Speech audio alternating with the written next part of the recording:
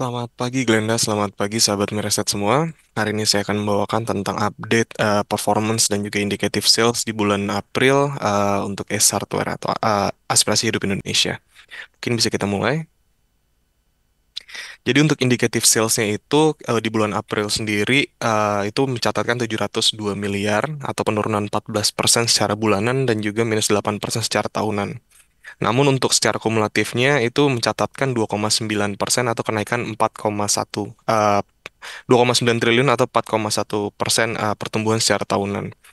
Ini kita melihat bahwa sebenarnya masih inline dengan yang kita lihat untuk full year guidance di 5%. Kenaikan 4,1% ini masih bisa dipercepat lagi penjualannya karena adanya boom sale dan juga end of year sale. Jadi beberapa promotional activities yang dilakukan oleh ASKO harusnya bisa mendorong penjualan tetap memenuhi target. Nah, penurunan ini sebenarnya di bulan keempat itu ada shifting dari Lebaran, 11 hari lebih cepat. Kemudian juga adanya high base last year. Jadi di tahun lalu itu ada efek dari Lebaran itu parsial di bulan keempat. Kemudian tidak hanya itu, kita juga melihat adanya pelambatan pembelanjaan barang-barang diskresioneri. Jadi, walaupun masyarakat itu sebenarnya masih memiliki daya beli juga untuk kelas menengah ke atas, namun mereka lebih prudent dalam pembelanjaan mereka.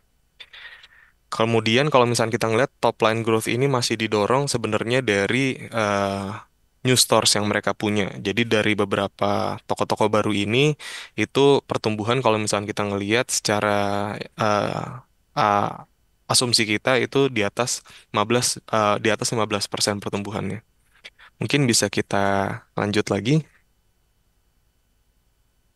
Untuk SSSD-nya sendiri itu di April penurunan minus 14,1% secara tahunan dan untuk kumulatifnya untuk secara year to date itu minus 2,3%. Jadi ini memang di bawah guidance dari manajemen. Untuk di bulan April ini sama alasannya dengan sebelumnya yaitu adanya shifting lebaran ke bulan Maret. Jadi total perubahan ke Q1 semua.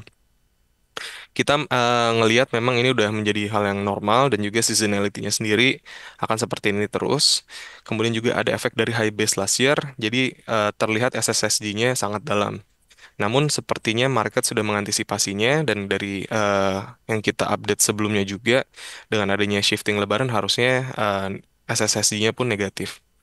Apakah SS dapat mengembalikan SSSD-nya nanti di second half? Kita melihat bahwa SSSD itu akan cenderung flat di second half, namun mungkin bisa ditopang oleh beberapa aktivitas event yang mereka punya, seperti boom sale atau end of year sale yang, seperti yang tadi disebutkan. Next. Untuk dari kategorinya sendiri itu dari tiap daerah itu semuanya mengalami penurunan di Jakarta minus 4%, di luar Jawa pun minus 0,5%, serta di daerah Jawa luar Jabodetabek itu minus 3%. Jadi penurunan itu seragam di luar di setiap daerah yang ASKO miliki. Next. Jadi yang dari kita lihat guidance kemungkinan akan masih bisa intact, didorong sama aktivitas promosi kantor dan juga dari SSSD-nya itu kemungkinan kita ngeliat akan normalisasi, jadi flat dan normalisasi. Serta ada efek dari pengurangan pembelanjaan barang-barang diskresioner. Ini juga sebenarnya didorong karena interest rate yang tadinya rendah di tahun 2020 2020-an itu sekarang sudah mulai masuk ke era floating rate. Jadi daya beli pun juga tergerus. Next, kita masih memiliki rating buy untuk ASKO dengan target price 700 per share. Valuasi kita dengan multiple PI 12,5 kali atau minus satu standar deviasi di bawah rata-rata 5 tahunnya.